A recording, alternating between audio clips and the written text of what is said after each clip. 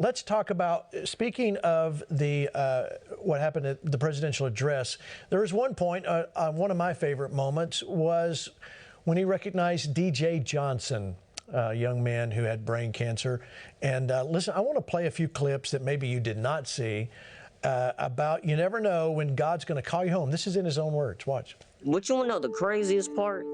Because my mom bathes me and my brothers all together, and out of nowhere I locked up, and then my dad was calling my name, and I started going to the slow thing, and he said, "Stop playing with me," and I started to act, I ain't gonna lie, I started to act slow, and then as soon as he said that, we was speeding all the way, running lights, going to the hospital, and then next thing you know, I was seizing on the table. They said, "Nah, we gonna have to go in his brain tonight."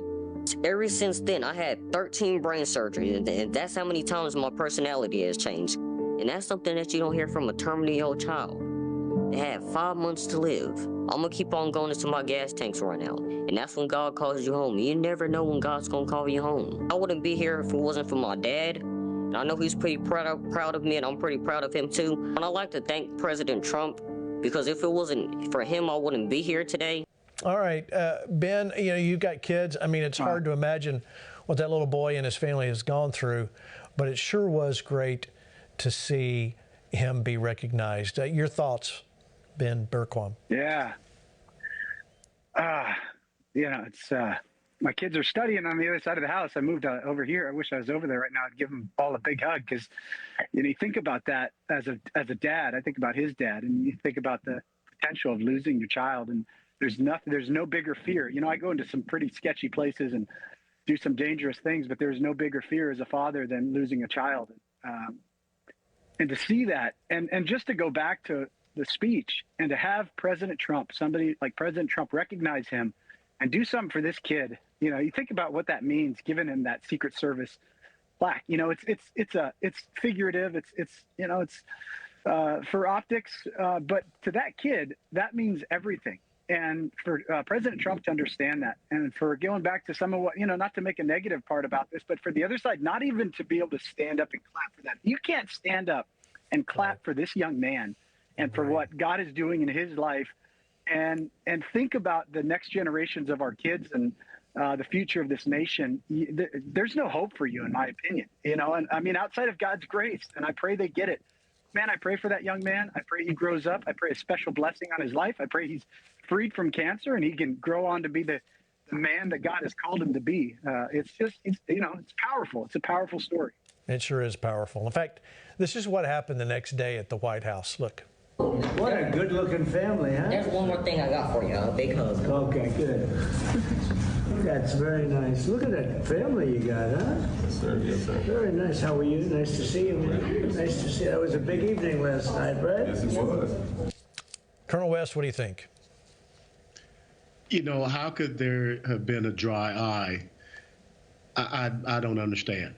You know, what you saw there was the triumph of the indomitable human spirit in a 13-year-old. What you saw there was a dad who loved his son. What you saw there was a president who reached down and just became part of the dream of a young man. And when he held up that Secret Service credentials and reached over and hugged the head of the Secret Service, I mean, that was a moment that should have gotten everybody. But how dark of a space can you be in to sit there and say, I hate so much that I cannot share in that? That's evil. And that's Satan at work, because Satan was trying to take that young boy's life. And so, again, I believe in redemption, and I pray that it can happen for those individuals that are there. But that's why the American people saw that. That's why they are dropping hand grenades on themselves in this ambush that has been set up for them. And I just don't believe that they can come out of it. And truthfully, I don't want them to come out of it if that's the type of individuals that they are. If they have a road to Damascus moment, sure. Right now, I hope that the Democrat Party is driven into exile. Well, and and to follow up with that, you're absolutely right. Nicole Wallace, she couldn't help herself. She did the same thing. Watch. But I think this was a lesson in finding one thing that you let yourself feel. And I let myself feel joy about DJ, and I hope he's alive for another, 95 years, right? And I hope he lives the life he wants to live. He wants to be a cop. He knows what he wants to do. And maybe when you have childhood cancer, that crystallizes for you. And I hope he has a long life as a law enforcement officer. But I hope he never has to defend the United States Capitol against Donald Trump supporters. And if he does, I hope he isn't one of the 6 who loses his life to suicide. And I hope he isn't one who has to testify against the people who carried out acts of seditious conspiracy and then live to see Donald Trump pardon those people. You know, sometimes, Josh, it seems that the talking points just they can't help. They just can't help. They have to somehow turn it to J6, and this is it's horrible. Yeah, no, that was a very terrible comment, I think, and you know, I think that really goes to the point that Ben and others are making too. Fine, play politics, but there needs to be some limits to it. Like, you can't throw some little kid under the bus. That one hit home for me. Actually, I have a cousin who just beat brain cancer. It's the daughter of one of my cousins, about his same age, actually. Wow. Her life was saved by some experimental treatments that actually are even allowed to take place because of Trump's first term in office and some of the doors he opened for those treatments. Beautiful little girl. Her life was saved, and she actually just got the scans back. She's free from cancer. But yeah, there are some things you should not politicize. And I think really having some decency and compassion, you can't have some absolutist idea that you just hate everything someone else does, just out of your own bias. You need to give some ground when there's some human life and decency at play. I think you're right. But it just keeps on going, and we're just going to keep telling you about what's happening. In fact, here's Caroline Leavitt yesterday. Behavior of the Democrats in the press conference. See, she addressed this. Watch. The behavior of Democrats last night was completely disgraceful and demonstrated how severely out of touch they are with the American public. It was the most shameful moment in the history of presidential addresses in that beautiful chamber. In what was supposed to be a unifying moment for our country, Democrat members of Congress instead screamed at the President of the United States, who was just overwhelmingly reelected by their constituents, walked out of the chamber, and worst of all, they disrespected the American people. Democrats didn't stand to keep men out of women's sports. They couldn't even clap for a girl who got her head smashed in by a man on a volleyball court. Democrats didn't stand for an innocent and beautiful child who is surviving brain cancer. They opposed eliminating taxes on tips and Social Security. They didn't stand in favor of cutting taxes for hardworking Americans. They couldn't even clap for 2 mothers whose daughters were killed by illegal aliens. One of the only things that could get Democrats off their feet last night was cheering for Ukraine, not for America. Last night was a very clarifying moment for our country. The Democrats exposed themselves as the party of insanity and hate. The party that wants to put America last. They've allowed their Trump derangement syndrome to stop them from celebrating America and our people, and we will not allow them to forget that. Not allow them to forget it. With me joining us, the panel, incoming White House correspondent for Just the News, Amanda Head. Thank you, Amanda, for joining us. Speak to what you just saw there with Caroline Leavitt. What's your thoughts? I think she articulated perfectly what most Americans, save for wacky folks on the left who, might as well have been in the chamber sitting there solemnly with the Democrats themselves. It's unfortunate to see Democrats behaving that way. It's also unfortunate. I mean, you would think that, especially seeing the polling coming out, the fact that 69% of Americans, according to CNN, this is not some Trump-loving organization, but 69% had either a very positive or somewhat positive view of President Trump's speech. Over at the YouGov poll, 76% approved of President Trump's speech and said he looked presidential. So I wasn't surprised the night of, but you would think that after seeing those numbers and after seeing the reaction of the American people, that this morning on the floor of the House when Al Green was censured, that maybe there would be a moment where they would say, okay, we're just going to take this and we're going to slide on through it and we're going to try to just forget that it happened and hope that the American people forget it. But that's not what they did. They sat there on the floor and did these performative behaviors like singing "We Shall Overcome." What are you overcoming? You have a president in office who, I know you don't agree with him, but he is trying to expand freedoms across every single arena of America. He is trying to deregulate so that small businesses can flourish. He is trying to protect our border so that he can protect Americans. He is trying to ignite the economy. He is trying to protect American manufacturing. I understand that Democrats philosophically and politically disagree with him, but like she said, when you can't stand for a 13-year-old boy who beat brain cancer and the mothers of daughters who were murdered by illegal aliens, the trials that those women went through, the volleyball player, all these people should be applauded, and it should not be partisan. And I guarantee you, if it was Joe Biden who brought those people in during his State of the Union address or his initial speech to a joint session of Congress, I guarantee you they would have stood. I think you're right. Let me show you this clip from Fox News, Peyton McNabb, the volleyball player. Watch. I wonder where they think they are with the American public on this issue. You'll see them in the audience, as you saw firsthand. These Democrats, congresswomen who showed up in pink specifically to protest President Trump's policies on women. As this is happening, we've got new polling from the New York Times on biological males in women's sports. And Peyton, when asked about thinking about transgender female athletes, meaning athletes who were born male and then choose to be female and participate in women's sports, only 18% think that should be allowed. Nearly 80% of respondents say that that should not be allowed. So why do they think, Democrats think, that they're speaking for the people on this issue by protesting fairness in women's sports? Once again, the Democrats have proven how out of touch they really are. I mean, like you said, 80% of the country agrees with this across all party lines. So for them to be willing to die on this hill just to push this agenda is absurd. And last night, I thought that the pink suits and everyone matching was real cute when, of course, the day before, 0 Democrats voted for the protection of women and girls. And then 0 Democrats stood and applauded when I was getting recognized for my injury, because like Raleigh said, I mean, they couldn't be more anti-woman, and frankly, they are anti-American. They really embarrassed themselves all night, and it was honestly sad to see, but I wish I could say I'm surprised, but I'm not. Okay, Amanda, when you see that again, and I know it seems like we're saying the same thing over and over again, but it's still hard to imagine that any real thought was put into this about not standing up or clapping. No matter if it came out of Donald Trump's mouth, we're not going to acknowledge it. It seems to be just horrific. Is it really that way? Is it really that bad? Yeah. It is. I mean, they are now in a very uncomfortable position where, because they are so dug in on opposing Donald Trump, it is putting them in some very awkward positions, right, and having to having to support some really ghoulish things. And it also makes me wonder, do you not talk to your neighbors? Here, this is just an anecdote. I have a friend who she used to live next door to me, and she moved to a different area of the city.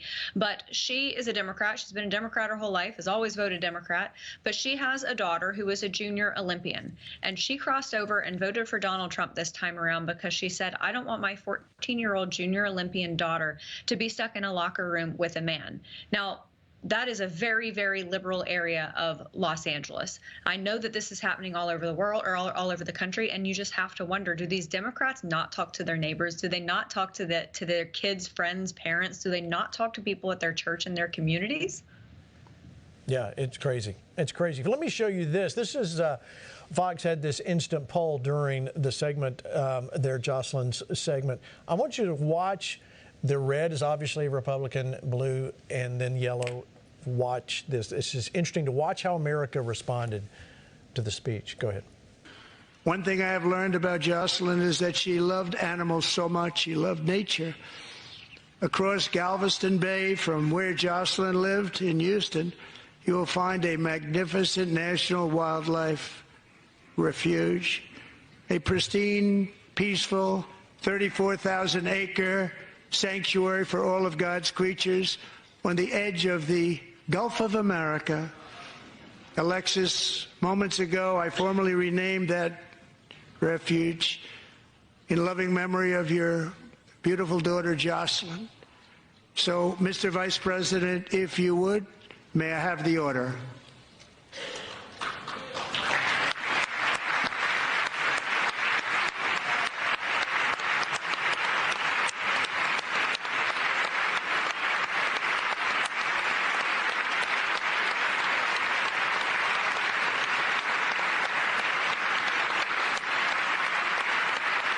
Okay, Josh, Philip, in that poll, you see even the independents, kind of peaked there for a moment, right along the side of the those that identified as being Republican. Yet, what we saw with the Democrat was flatline.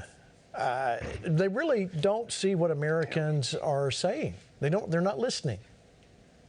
Yeah, well, doing reporting on the border, I know Ben has done a lot. I mean, he's really been nonstop on it. When you talk to people on the border and you find what they care about, you find a lot of Democrats who voted for Trump because of the border issue. I think they're wondering why are so many Latinos becoming Trump supporters. During Obama, massive amounts of them voted for Obama, and I think that's why they opened the border up. They thought they'd get all the votes for him.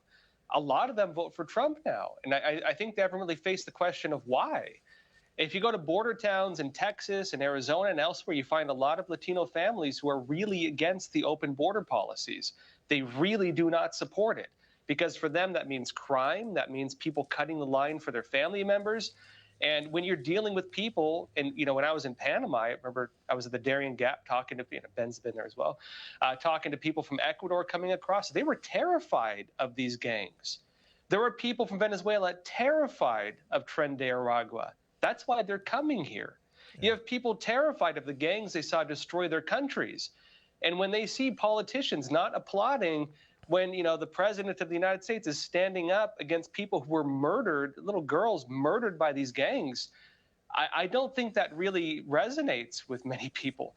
And I really think what you're watching right here is politicians not representing their voting bases. I really don't think it was a smart move for them. I don't think so either. In fact, here's her mother, Alexis Nungare, at what she said about it the next day.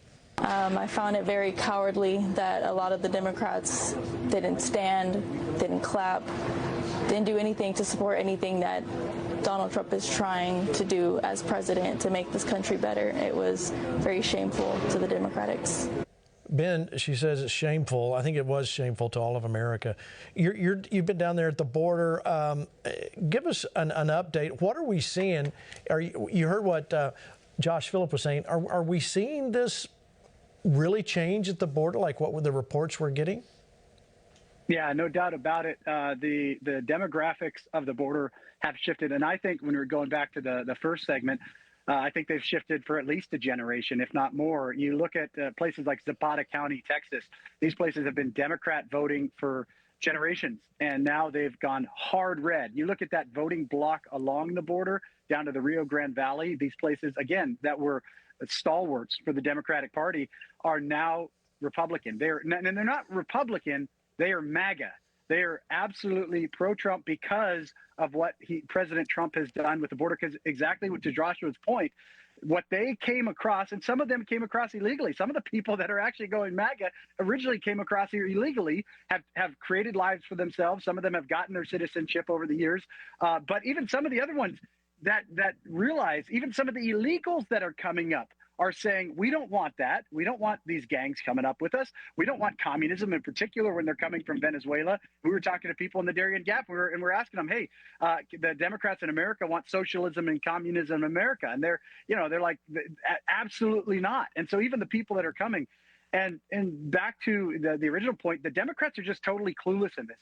They do not realize that their policies have consequences, apparently, and that the people that they thought they had under their thumbs, the blacks and Latinos across America, think for themselves, and they don't just regurgitate like the Democrat leaders do and like they expect their minions to do what the establishment tells them to say. And that's why we saw this massive resurgence or uprising along the border, but it's also why we're seeing this uprising in the inner cities, in the black communities in the inner cities who have said, wait a second, we were promised 40 acres and a mule. We never got any of that. Now you're giving away our dream, our American dream, to illegals who just came across the border and who, by the way, are victimizing our communities today. And so instead of saying, yeah, he's right on this, we need to come to some common ground. You can't deport 15 million people. Let's figure something out. We screwed up. Let's try to figure this out. They are bought in. It's overcommitment bias, and they're all in on this thing, while the American people say, Go ICE, go Tom Homan, go President Trump, make America secure again. It is a divide. We are a divergent country right now. One party going one direction towards America first. The other party bought into America last. And that's why we're seeing the Democrats lose in this catastrophic fashion. Let's go around here. I'll start with you, Colonel West. We started the show talking about 189 years ago with the Alamo. 183 men didn't cross the line to say this is we're going to stay and do what it takes, and they paid the ultimate price. And we've talked about what's going on with the party. It's drifting, people disrespecting really each other. Forget whether they're Republican or Democrat. To not stand for some of these people, it was horrific at the very least. How are we? If we're going to help save America, what do we do now? We know this is going the wrong way with the left.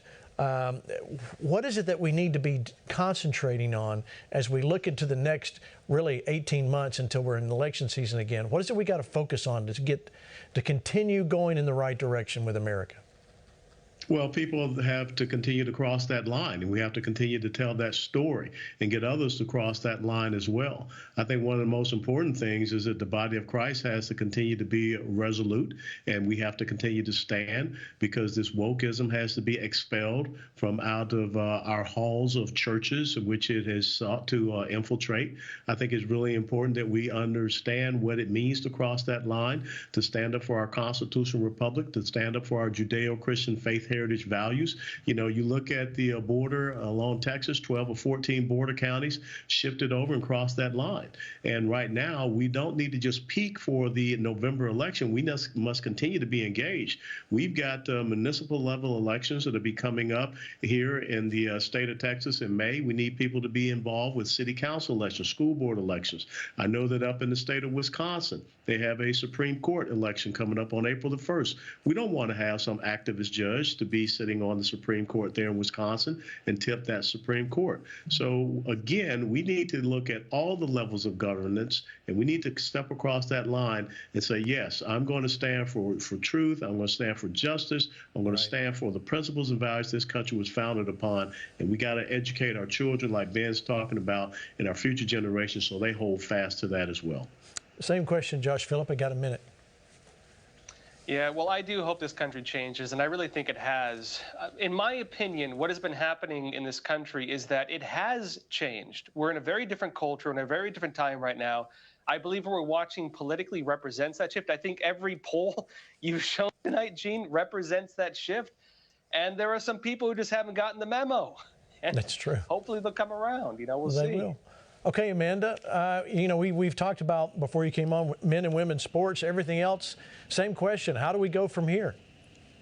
Yeah, I agree with Josh. I think when you tell the American people the truth, even if it's hard truth, they react. And we saw that in November. And, I don't know who here was watching that hearing with the sanctuary city mayors, but you had one of the Democrats on the oversight committee, Ayanna Pressley, shouting over the chairman of that committee, James Comer, talking about how immigrants commit crime at a slower rate than American citizens. And I know for legal immigrants in this country, it has got to be infuriating to have legal and illegal immigrants looped into the same category, because look, the hard truth is, and this is what the American people heard and responded to in November, is the fact that 100% of illegal immigrants who are in this country are criminals. They broke the law by coming into this country. And I think a lot of Americans are starting to subscribe to the Sonny Bono way of thinking about illegal immigrants. He was asked once upon a time what he thought about illegal immigration, and he said it's illegal.